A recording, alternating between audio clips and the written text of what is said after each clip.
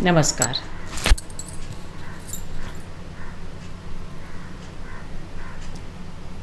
मैं ईश्वर भक्त हूँ और मेरा ऐसा मानना है कि ईश्वर भक्ति के द्वारा ही हम संसार में हर कार्य सुगमतापूर्वक कर सकते हैं।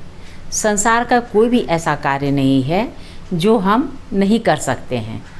हमें निरंतर प्रयास करना है, लेकिन ईश्वर का दामन भी थामे रहना है। ईश्वर की कृपा के बिना हमारा कोई भी कार्य अच्छी तरह संपन्न नहीं हो पाता। अगर ईश्वर पर हम विश्वास करें तो वे हमारी रक्षा करते हैं। इसी संदर्भ में मैं एक कहानी सुना रही हूँ। एक मैना थी, वो बहुत ही ईश्वर भक्त थी। वह बागीचे में एक पेड़ के खोहड़ में रहती थी। वह सुबह शाम ईश्वर के भजन मधुर स्वर में गाया करती थी और हर समय राम राम का जाप किया करती थी। उसके पड़ोसी कुछ कौवे थे।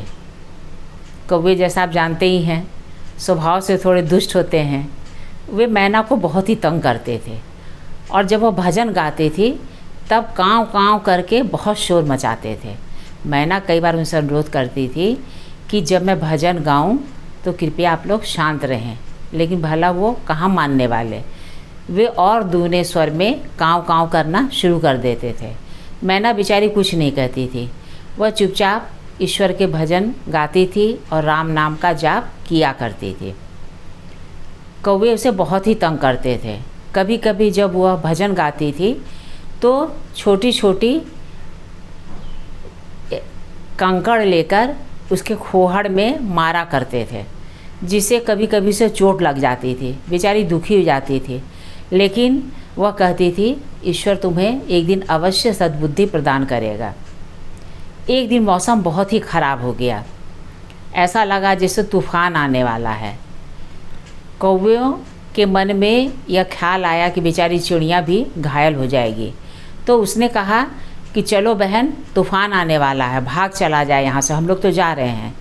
तो चिड़िया बोली कि नहीं, मैं कहीं भाग कर नहीं जाऊँगी, ईश्वर हमारी रक्षा करेंगे।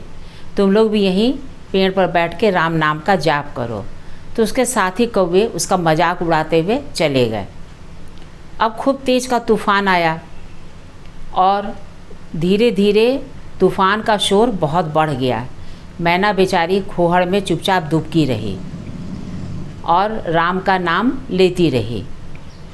धीरे धीरे ओलावृष्टि भी होने लगी। बेचारी चुपचाप खोहड़ में ही दुबकी रही। सूर्य की पहली किरण के साथ तूफ़ान थोड़ा थमा तो मैना बाहर आई। उसने देखा उसके साथी कौवे चारों तरफ मरे पड़े थे और ईश्वर की कृपा से वह बच गई थी।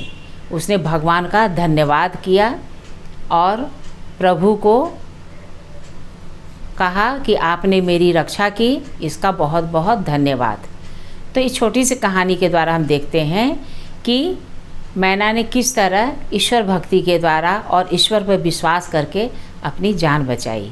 यह कहानी छोटी है, मेरा ख्याल आपको अच्छी लगी होगी, और अगर अच्छी लगी है तो प्लीज़ इसे लाइक और सब्सक्राइब अवश्य करिएगा। नमस्कार।